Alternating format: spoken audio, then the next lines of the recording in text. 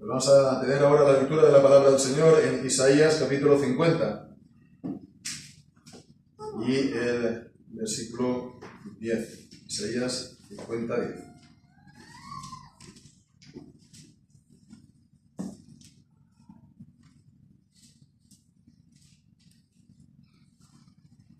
Dice: ¿Quién hay entre vosotros que teme a Jehová y oye la voz de su siervo? El que anda en tinieblas y carece de luz, confíe en el nombre de Jehová y apóyese en su Dios. Amén. Señor bendiga su palabra. Esta palabra que hemos leído es el texto inicial de la pregunta que vamos a estar considerando hoy en el Catecismo Mayor. Seguimos siempre en cuanto a la cena del Señor. Entonces la pregunta es si puede alguien que duda de estar en Cristo, si está en Cristo o no, de su debida preparación o de su debida preparación acercarse a la cena del Señor.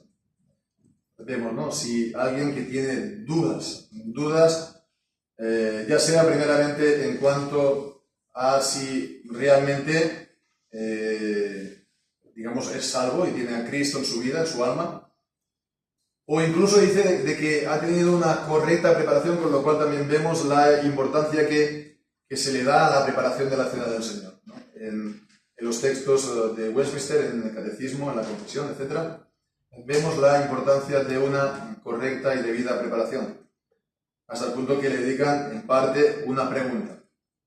Si alguien que pues no está seguro si ha preparado debidamente, pues se puede participar o no, con lo cual pues vemos, ¿no? Realmente tiene que haber esa preparación. Bueno, el caso es que también vemos el grado de pormenorez, que es muy pormenorizado, ¿no?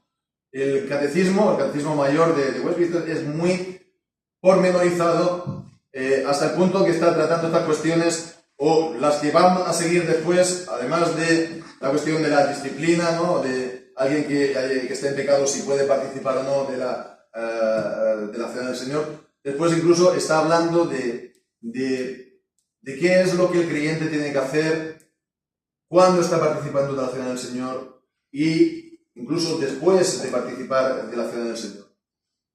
Entonces, esto se puede también tomar como una guía personal, una guía devocional que tengamos también presente cuando vayamos a participar de la cena del Señor.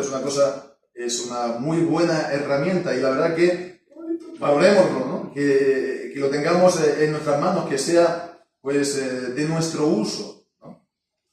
Esto, además de una manera tan breve, ¿no? Como un catecismo. Entonces es realmente una joya, una maravilla que tenemos. Entonces el tema, como vemos, es el que duda y la cena del Señor. Ha de participar, ya sea de si está en Cristo o de su correcta preparación. El que duda, el que tiene dudas, ¿no? Ha de participar de la cena del Señor, o, como hemos visto, que es una cosa tan importante como hemos visto también que hemos de guardarnos de participar indignamente de la cena del Señor. Entonces el que duda sería excluido, digamos, porque sí, por definición de la cena del Señor. Pues vemos la respuesta tan pastoral, se puede decir, ¿no? De esta pregunta. Es realmente una maravilla. Puedo leer entero, ¿no? Después vamos a estar aquí diseccionando, pero puedo tener primeramente una visión de conjunto. Dice: alguien que duda de estar en Cristo o de su debida preparación para el sacramento de la cena del Señor, ¿no? Como la pregunta, puede tener una verdadera participación en Cristo aun cuando no esté seguro de ello. Y en la consideración de Dios la tiene, si el tal está debidamente afectado por la comprensión de la necesidad de ella y desea sinceramente ser hallado en Cristo y apartarse de la iniquidad. En cuyo caso, porque las promesas son hechas y este sacramento es establecido para el socorro también de cristianos débiles y que dudan, él debe lamentar su incredulidad y trabajar para resolver sus dudas. Y haciendo así, él puede y debe acercarse a la cena del Señor para que sea más fortalecido. vemos, ¿no? La revisión general de esta respuesta es, bueno, pues a fin de cuentas, ¿no? Después de muchas explicaciones, ¿no? De muchas cláusulas, ¿no? Dice, él puede y debe participar de la cena del Señor. Dicho esto, entonces hemos de hacer una pequeña salvedad, ¿no? O aclaración, o explicación. Lo que aquí está diciendo la confesión, ¿no? De que alguien, si tiene dudas de, por ejemplo, si está en Cristo, ¿puede o no participar de la cena del Señor? Y dice, sí, puede. Esto no significa, por lo tanto, que el sacramento de la cena, por así decirlo, se tiene que usar, entended bien, para la evangelización. Es decir, que, bueno, aquello vamos a anunciar el Evangelio y después vamos a hacer la cena del Señor. Entonces, de esta manera, quien recibe la cena del Señor es aquel que recibe a Cristo, ¿no? Es como si fuera, se podría concebir así, ¿no? Así, pues, por así decirlo, él se decide por Cristo y lo está recibiendo en el sacramento. Eso, yo no sé si hay gente que lo haga, creo que no. Porque la cena es para creyentes y para miembros de la Iglesia y de la congregación. Es para gente, por lo tanto, que también pues ha dado, pues, bueno, ha sido, por supuesto, primeramente recibido el bautismo, ¿no? Si es de padres creyentes, pues en la infancia. Si se ha convertido en la adulta y no la ha recibido antes, pues entonces ha recibido el bautismo en la edad adulta. Pero, entonces, no es esto, sino es un caso en particular, que es el caso del que tiene, digamos, dudas en cuanto a su salvación, o que tiene problemas en cuanto a la seguridad de la salvación, que con todo y con eso, él, pues a veces, él mira a sí mismo y mira a su alma o mira a su vida, y entonces él dice, ¿es posible que yo realmente sea cristiano? ¿Es posible que yo sea de Cristo, que Cristo esté morando en mí, que yo esté morando en él? ¿Es posible esto? Si mira lo que pasa aquí, mira lo que pasa allá, mira esto, mira lo otro. Entonces, pues se está pues, viendo de esa manera, y esto pues le puede generar dudas. Entonces, esto es algo, un caso en particular, de aquel que tiene problemas en cuanto a su salvación. No digo que esto sea para todos los creyentes. Hay gente que nunca tiene problemas en cuanto a la seguridad de la salvación. Yo personalmente puedo decir que soy de esos, ¿no? Desde que conocí al Señor y el Evangelio lo tengo bien claro, no por mí mismo, sino por las promesas de salvación. Yo tengo muy claro que, a pesar de todos mis problemas y mis defectos, yo he creído y yo me he entregado al Señor. Por lo tanto, yo con todos mis defectos soy del Señor, y entonces, en base a lo que Él me dice, soy salvo. Eso nunca me ha causado problemas, pero hay gente que sí. Hay gente que, por lo que sea, por carácter, o porque, bueno, a lo mejor es más reflexiva, o es más introspectiva, o a lo mejor porque es mucho más, no sé, honesta consigo mismo, lo quiere hacer con el Señor. No digo que yo y los demás no lo seamos, pero quiero decir, alguien que tenga un gran escrúpulo, en un sentido positivo, pues se puede encontrar en ese caso. Y ya digo, esto choca a veces con nuestro parámetro evangélico, ¿no? Evangélico, en el que hemos todos más o menos conocido, porque prácticamente se hacía la equivalencia de estar seguro a ser salvo, ¿no? Y así se ha presentado muchas veces el Evangelio. A lo mejor lo habremos hecho alguno de nosotros alguna vez. Hablar con alguien en la calle y le dices, bueno, si usted se muriese esta noche, entonces usted estaría seguro de que va al cielo. Entonces dices, no lo sé, no estoy seguro. Pues entonces le predicas el Evangelio, ¿no?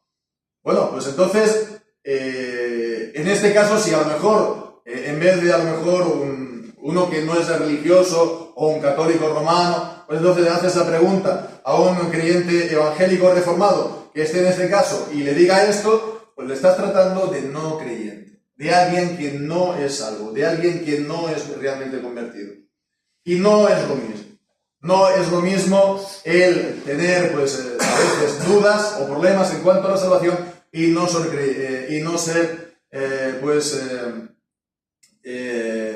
creyente o salvo. Y esto es algo que se enseña con más detalle en la confesión de fe, ¿no? Hay un artículo, destinado a ello, y ahí se dice que la seguridad de la salvación no es de la esencia de la fe. Es decir, que uno puede tener la fe plena y entera que salva, ¿no? Y por eso entonces dice que no es de la esencia, y sin embargo, pues no tiene, por estas circunstancias, esa salvación, esa seguridad. Esa seguridad, por lo tanto, sería un fruto, un resultado, ¿verdad?, en su alma, confirmado por el Espíritu Santo, de que realmente es salvo. Pero no se tiene que confundir con la salvación misma, porque la fe, ¿qué es? No es estar confiando en tu propia confianza, ni confiando en tu propia fe. Es estar confiando ¿en quién? En Cristo Jesús. Y apoyándose en Él. Cuando nos apoyamos en Él, aunque sea una fe de un grano de mostaza, realmente recibimos la salvación. Realmente los montes se saltan al corazón del mar. No, realmente se hace lo imposible y se cumple, y es posible, ¿no? Porque para vosotros la salvación es imposible, pero todo es posible para Dios, con una fe pequeñísima, pero que sea verdadera, una fe que sea verdadera, puesta en el Señor Jesucristo. Entonces, no es lo mismo, ¿no?, el no tener esa seguridad de la salvación que no ser salvo. Y además esta seguridad de la salvación, según qué personas, esto no significa que sea que continuamente está así. Que continuamente está con luchas y con problemas. A lo mejor hay gente que sí, que tiene esa lucha personal por muchos años, no voy a decir cuántos, no, lo que sea. Hay gente que pueda tener esto por muchos años, y bueno, yo sé de casos, de testimonios que así ha sido, ¿de acuerdo? De un caso en particular. Pero también podría ser que sea algo, pues, que ha venido, pues, a lo mejor por algún problema sobrevenido, por algún pecado, en plan como lo que ocurrió con David y Betsabé, o algo parecido, o con problemas, o simplemente que el espíritu de uno está turbado, está afanado, ¿no? Y entonces es como que uno está andando por el valle de la sombra de la muerte, está uno, pues, a tientas en una habitación oscura, en su alma. Entonces, son estos casos, y esta es una salvedad antes de considerarlo. Y, pues, fijémonos, ¿no?, que va en línea de lo primero que nos dice aquí la respuesta, porque dice que aquel que duda, etcétera, etcétera, etcétera, puede tener una verdadera participación en Cristo, aun cuando no esté seguro en ello. Una verdadera participación, es decir, que puede ser realmente partícipe de Cristo, que realmente él, pues, es de Cristo, se ha convertido, ha nacido de nuevo, y entonces él está unido a Cristo por la fe. Y Cristo también, pues, está unido a él, está morando en él, aunque, pues, por las razones que sea, no tiene, pues, las luces necesarias para verlo en su alma, reflejado en su alma. Bien, pues entonces puede tener una verdadera participación por todo lo que hemos dicho, porque no es de la esencia de la fe, porque lo que realmente nos salva y tenemos esa participación es por esa fe puesta en el Señor Jesucristo. Y entonces vemos pues, la serie de los textos que nos está dando. Aquí primeramente Isaías 50:10 que hemos leído, ¿no? Es prácticamente este caso. ¿Quién hay entre vosotros que teme a Jehová, que oye la voz de su siervo? El que anda en tinieblas y carece de luz, confía en el nombre de Jehová y apóyese en su Dios. Vemos, no le está rechazando ni le está condenando porque dice que anda en tinieblas y carece de luz. No lo está rechazando, sino que contrario, dice, apóyate en Dios, confía en Dios. Eso es lo que hay que hacer, ¿no? El primer texto, 1 Juan capítulo 5 y versículo 13, otro texto también importante. no sé si os viene ya a la cabeza, Primera de Juan, capítulo 5 y versículo 13. Estas cosas os he escrito a vosotros y creéis en el nombre del Hijo de Dios, para que sepáis que tenéis vida eterna y para que creáis en el nombre del Hijo de Dios. Y también pues podemos leer, que no está, está también diciendo que, sí, lo vamos a dejar aquí. La cuestión es entonces que esto se lo está diciendo a creyentes, esto se lo está diciendo a miembros de la Iglesia. Por lo tanto, no es una cosa tampoco tan, a lo mejor, extraña, ni exótica, ¿no? Dice, os escribo estas cosas para que sepáis que tenéis vida eterna, para que estéis seguros de ello. ¿Y cómo? Pues creyendo en el nombre de nuestro Señor Jesucristo, en el nombre del Hijo de Dios. El Salmo 88 que vamos a decir, ¿no? Bueno, es un salmo un poco extenso, no sé. Es un salmo de aquel que carece de luz por completo, es de aquel que está en una situación de completa miseria. Incluso así acaba, ¿no? El salmo: has alejado de mí al amigo y al compañero, y mis conocidos se esconden en las tinieblas, ¿no? Versículo 14: ¿por qué, oh Jehová, desechas mi alma? ¿Por qué escondes en mí tu rostro? Yo estoy afligido y menesteroso desde la juventud. Es un salmo, pues, de aquel que está en tinieblas. Se podría decir, no, acaba y no hay ninguna esperanza. Acaba así abruptamente y has alejado de mí al amigo, al compañero, ¿no? Parece como que, no hay ninguna palabra de esperanza para él. Al contrario, por ejemplo, de otros salmos, como el Salmo 6 o el Salmo 28, ¿no? Que comienza, con una lamentación muy profunda, para después, ya tirando al final, se apoya en el Señor y se reafirma en el Señor, ¿no? Pero aquí no vemos nada de esto. Pero fijémonos cómo comienza el Salmo. Oh Jehová, Dios de mi salvación. A todo esto, Él sigue siendo el Dios de su salvación.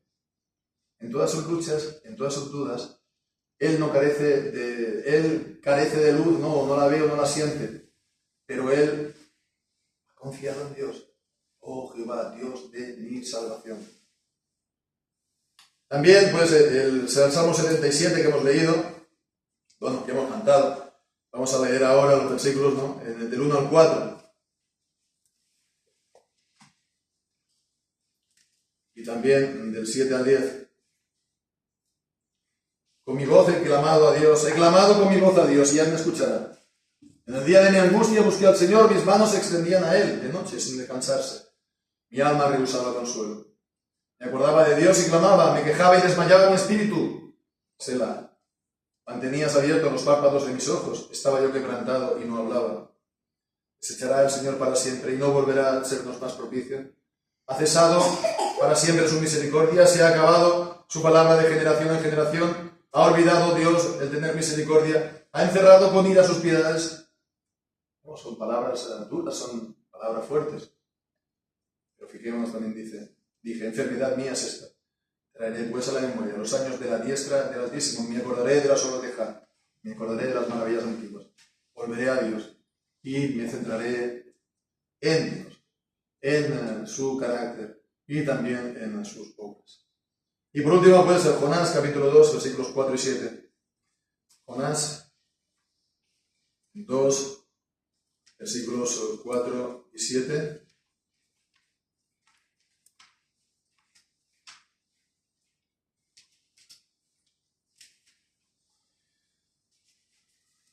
Y yo dije, arrojado soy de delante de tus ojos, pero aún veré tu santo templo. Cuando mi alma desfallecía en mí, me acordé de Jehová, y mi oración llegó a ti, hasta ti, en tu tan santo templo. Él estaba, pues, en lo profundo, literalmente, ¿no? En lo profundo, tragado por el gran pez. Estaba en lo profundo de las aguas, ¿no? No solamente físicamente, no decimos que esto ocurrió, pero eso es también un reflejo de su alma. ¿Cómo podía estar él en vida de esta manera? Pues absolutamente desesperanzado, pero él con todo y con eso se apoyaba en el Señor. Pero aún veré tu santo templo. Mi oración llegó a ti, hasta ti, en tu santo templo. Entonces, él puede tener una verdadera participación en medio de estas luchas espirituales que a veces sacuden el alma del creyente. Y fijémonos ahora lo que dice a continuación. La respuesta. Y en la consideración de Dios la tiene. Es decir, de parte de Dios la tiene. De parte de Dios la tiene. No es algo, por lo tanto, que lo esté diciendo, pues, como que, bueno, es posible, etcétera, etcétera. No se sabe, no estamos seguros de ello. Pero está afirmando que de parte de Dios sí tiene esta participación. Sí tiene esta participación, ahora bien, ¿no?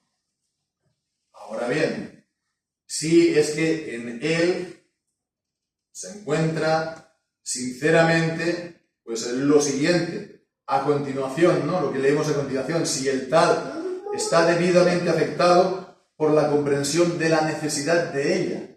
¿De qué ella está hablando? De esta participación de Cristo. Es decir, si él, en su mente, en su entendimiento, él sabe, pues, acerca de esta participación de Cristo, de qué estamos hablando, no solamente sabe, sino que él también sabe que es absolutamente necesario tenerla para tener, pues, esta salvación.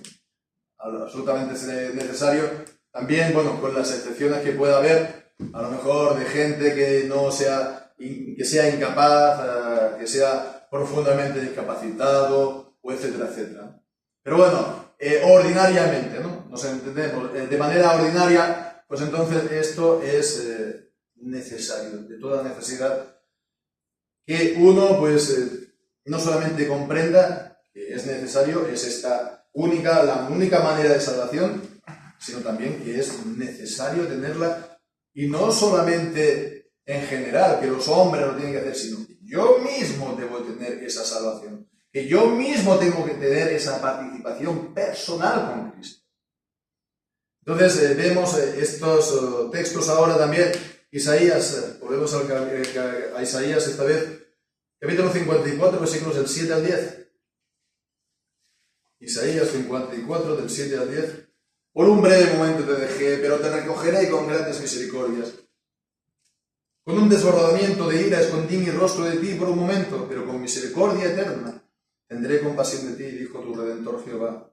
Porque esto me será como las aguas de Noé, como juré que nunca más las aguas de Noé pasarían sobre la tierra. Así he jurado que no me enojaré contra ti, ni te reñiré, porque los montes se apartarán y los collados vacilarán, pero no se apartará de ti mi misericordia, ni el pacto de mi paz vacilará, dijo Jehová, el que tiene misericordia de ti. Después también Mateo capítulo 5, versículos 3 y 4, las bienaventuranzas.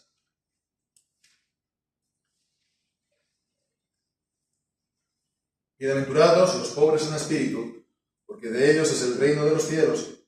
Bienaventurados los que están tristes, porque ellos serán consolados. Vemos el significado, el sentido de las bienaventuranzas, no está hablando así en general, o de los pobres de la tierra en un sentido general, sino los pobres en espíritu, y los que tienen esa hambre y sed de justicia de Dios, y que pues están tristes también por causa de su pecado y por causa de su incapacidad, y etcétera, etcétera, ¿no? Bien, también pues leemos en el Salmo 31, versículo 22. Salmo 31, versículo 22.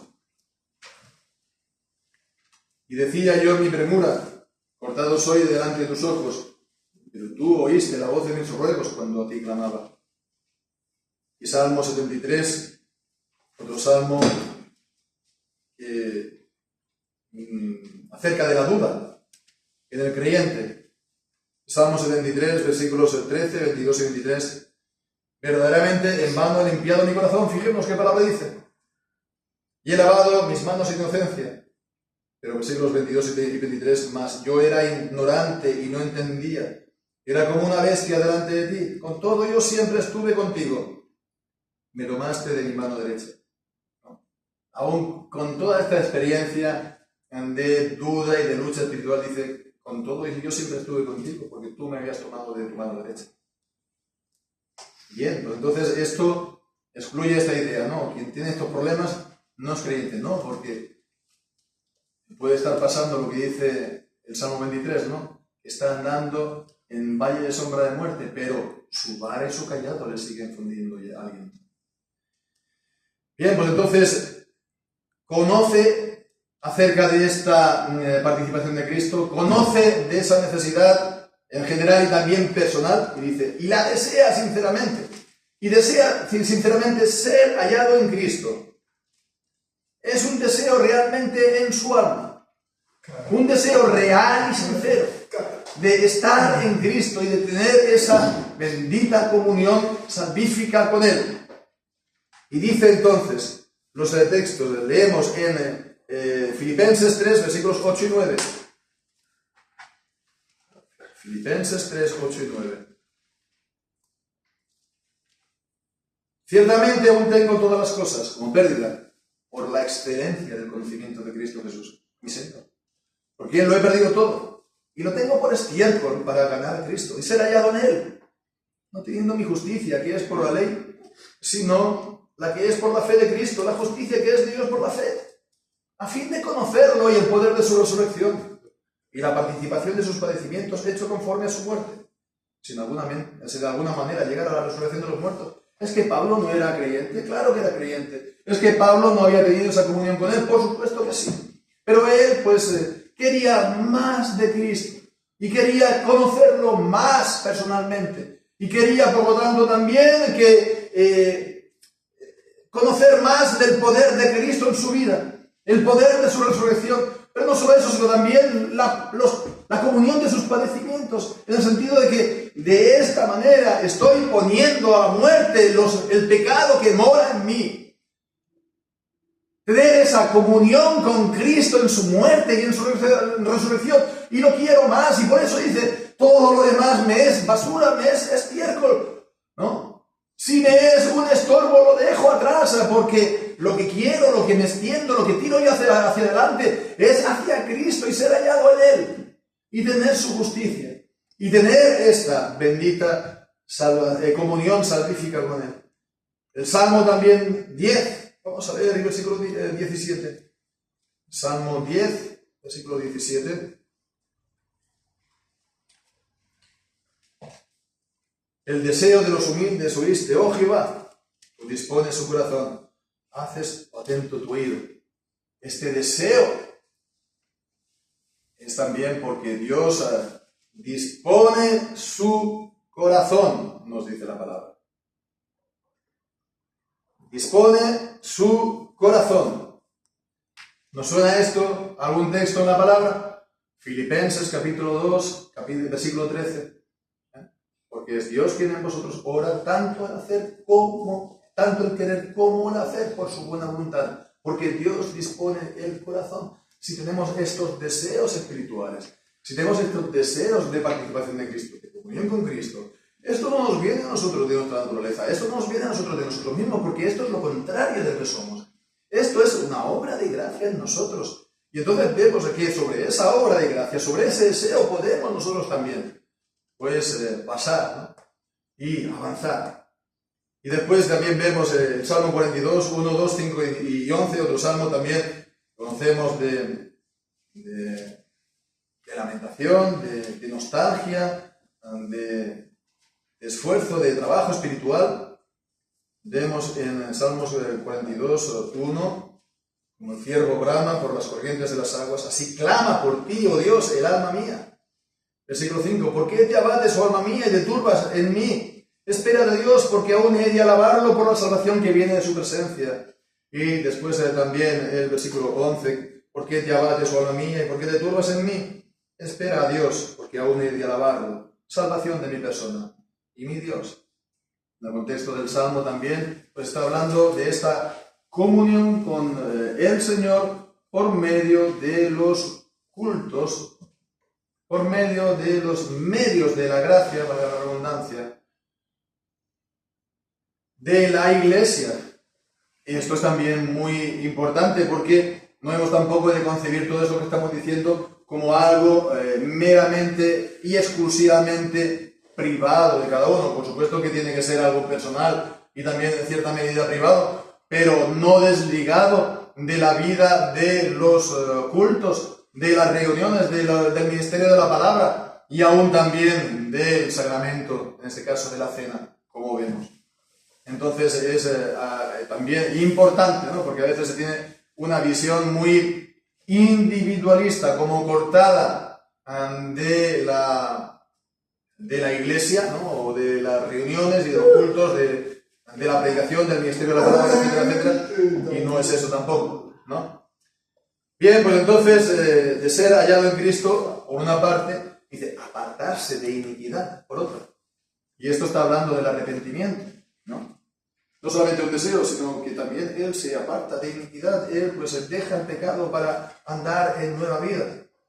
Los textos que nos da aquí es 2 Timoteo 2:19, esto es de hecho una alusión, una cita directa de aquí, 2 Timoteo 2:19.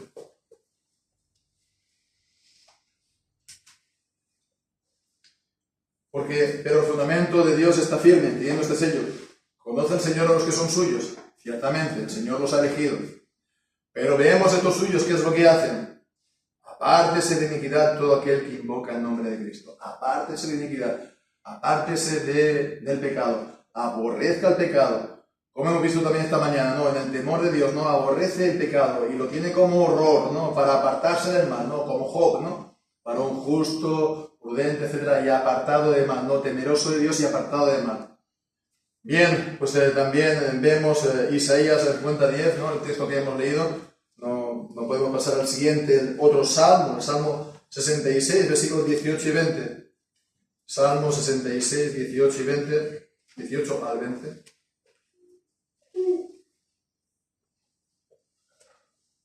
Si en mi corazón hubiera yo mirado a la iniquidad, no me habría escuchado el Señor. Mas ciertamente me oyó Dios, atendió a la voz de mi súplica. Bendito sea Dios, que no echó de sí mi oración, ni de mí su misericordia. Lo dicho, porque se había apartado de la iniquidad, ¿no? Si yo hubiera mirado a la iniquidad, Él no habría escuchado.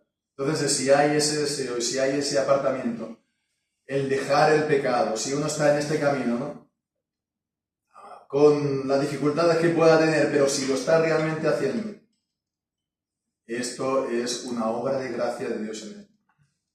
Y bien, pues entonces, en ese caso, por lo tanto, dice, porque las promesas son hechas y este sacramento es establecido para el socorro también de cristianos débiles y que dudan. Bueno, importante hasta la palabra también, ¿no? Es decir, a lo mejor no es el caso más normal, pero también se puede dar y también, por lo tanto, este sacramento es para él, ¿no? Normalmente es para creyentes que pues están andando del Señor y no tienen ningún problema en este sentido, pero si lo hay, también lo es para él, para el socorro. No para la evangelización, sino para el socorro de creyentes en este caso. Entonces vemos los textos que nos da aquí en Isaías 40, Mateo 11 y capítulo 12 y 26. Isaías 40 leemos allá.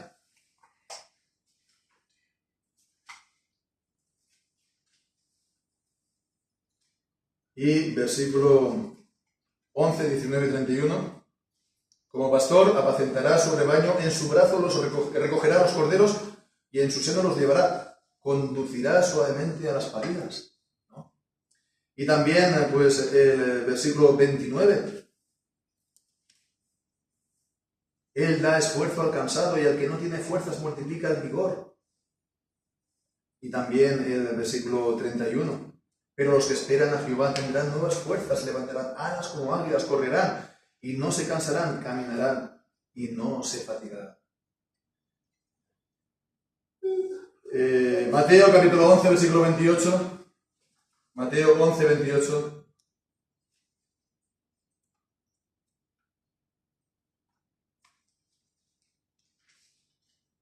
Venid a mí, todos los que estáis trabajados y cargados, y yo os haré descansar. Capítulo 12, versículo 20. No quebrará la caña cascada, ni apagará el pábilo que humea, hasta que saque a victoria el juicio. Y el capítulo 26, versículo 28. Palabras, la experiencia de nuestro Señor.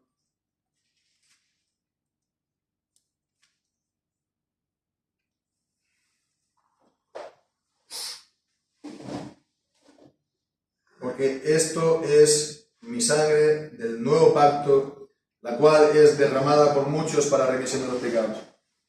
Entonces, esto vemos aquí es una alusión a la cena, y lo que decíamos al principio de que la cena, por lo tanto, también es para los creyentes y también para estos que tienen estas luchas espirituales y estas dudas. Y él también debe lamentar su incredulidad, ¿no? A ver, hemos dicho que todo esto de parte de Dios es cierto. De parte de Dios, entonces, esta participación es verdadera. Pero entonces, a ver, uno tampoco se tiene que, por así decirlo, comillas, dormir en los laureles, ¿no? Y de bueno, ya está, ¿no? Bueno, sí, él ha de desearlo y lo desea. Él, pues, tiene esa comprensión de la necesidad y lo sabe y lo tiene asumido, etcétera, etcétera. Y él también, pues, se quiere apartar de la iniquidad y, pues, está intentando hacerlo. Pero además vemos que, entonces, hay algo también en cuanto a él, algo que él tenga que hacer, ¿no? Y algo que él hace. Debe lamentar su incredulidad también, ¿no? Debe lamentar su incredulidad. Marcos capítulo 9, versículo 24, este texto tan conocido, ¿verdad? De las palabras de Jesús.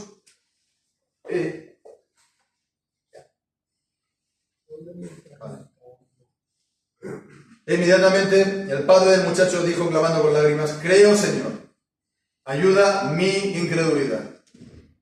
Creo, Señor, ayuda mi incredulidad. Aquí vemos entonces esta lucha de fe. ¿Y cómo se vence? Pues, Señor, ayuda mi incredulidad. Uno se vuelve al Señor para que el Señor le confirme en la fe, ¿no? Debe lamentar su incredulidad y trabajar para resolver sus dudas. No solamente quedarse entonces cómodamente instalado en las dudas, también ha de poner algo de su parte, digamos, ¿no? Y el texto que nos dan son dos en el libro de los Hechos. Hechos capítulo 2 y versículos 37. Hechos 2, 37.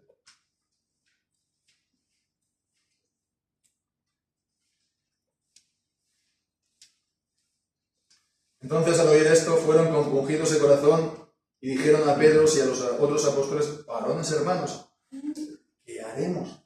¿No?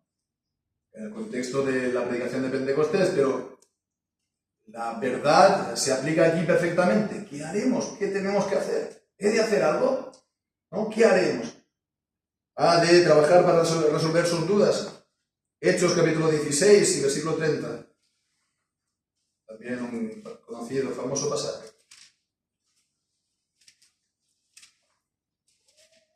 Hechos 16, 30.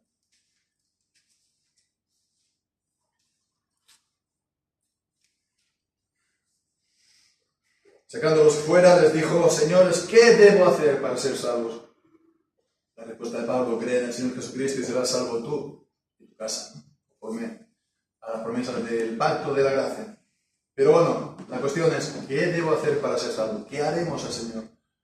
Pablo o Saulo, cuando el Señor Jesucristo se le apareció en el camino de Damasco: ¿qué haré, Señor? ¿Qué he de hacer? Señor, ¿qué haré? Bien, pues entonces, haciendo así, él puede y debe acercarse a la cena del Señor para que sea más fortalecido. Y nos da ya para concluir estos textos. Romanos capítulo 4 y versículo 11. Él puede y debe. Recibió la señal de la circuncisión, el sello de la justicia de la fe que tuvo estando en la incircuncisión, para que fuera padre de todos los creyentes no circuncidados, para que también a ellos les sea atribuida justicia. Desde el punto de que el sacramento es una señal y es un sello de parte del Señor en cuanto a las promesas de Dios, a la justicia que es por la fe. Entonces, Él, con estas cosas que Él tiene, con este deseo, con esta necesidad que Él conoce, con también esta incipiente hacer, obrar, ¿no?, en la fe, ¿no?, pero que sea sincero y que sea real, pues entonces Él puede y debe acercarse porque es también un sello para Él. Y también 1 Corintios capítulo 11, versículo 28. 11, 28. Por tanto, pruébese cada uno a sí mismo y coma así del pan y beba de la copa. ¿No? Aquí hasta casi cada pequeña palabra tiene su importancia. Y coma así. ¿No? Coma entonces. Coma, por tanto. ¿No? Habiéndose examinado de esta manera y habiendo hallado que todo esto es cierto y es verdad, de una manera sincera. Entonces vemos el carácter tan pastoral, decíamos al principio, ¿no? Esto nos puede ayudar también a tratar con gente. Los pasajes que estamos aquí hablando se pueden también utilizar con según qué personas, en según qué circunstancias. Esto es una maravilla. Vemos el gran equilibrio, porque dice que este deseo real y sincero y también lucha incipiente o esta obra incipiente para salir de ahí, ya basta, ya vale, es real, ¿no? Pero también, pues eso, él tiene que estar de alguna manera activo. La teología reformada es esto, ¿no? La fe reformada es esta. Es de Dios a quien en vosotros produce el querer como el hacer, por su buena voluntad, ¿no? Es la soberanía de Dios, la obra de la salvación es Dios quien nos la hace, es monergística, es Dios quien obra solamente, ¿no? Pero eso nos lleva también a nosotros a obrar. Esto no significa que nosotros hemos de estar cruzados de brazos a intentar esperar recibir alguna experiencia de tipo místico que no sabes ni cómo ni qué es. No, tienes que también apoyarte en el Señor, ¿no? El que anda en tinieblas, apóyese en el Señor y confíe y adelante en Él, ¿no? Y para eso el Señor pues da estas provisiones, ¿no? Veíamos de pequeños, ¿no?, el Tour de Francia, ahora ya no, o la Vuelta Ciclista a España, ¿no? Estaban pues aquellos puestos, ¿no?, de habituallamiento, ¿no? Si no es en el contexto del Tour de Francia y de la Vuelta Ciclista a España, esa palabra que la utiliza, habituallamiento. Entonces está el habituallamiento de los ciclistas que están subiendo aquí los Pirineos y los Alpes, ¿no? Estas cuestas que dices, si ya con el coche ya en segunda me cuesta, imagínate en una bici, ¿no? Y ahí está entonces el habituallamiento con la comida, con el agua refrescante y se le echa por la cabeza y continúa y llega a la meta, y levanta los brazos y dice, he llegado, ¿no? Es así, como el Señor nos da las fuerzas por medio de este alimento espiritual que es la cena, que es también, pues, para todos los creyentes, que somos sinceros con el Señor, ¿no? Y que queremos, pues, realmente ser de Él, apartándonos de las contaminaciones del mundo. Pues amén, que así sea. Que el Señor bendiga su santa palabra. Amén.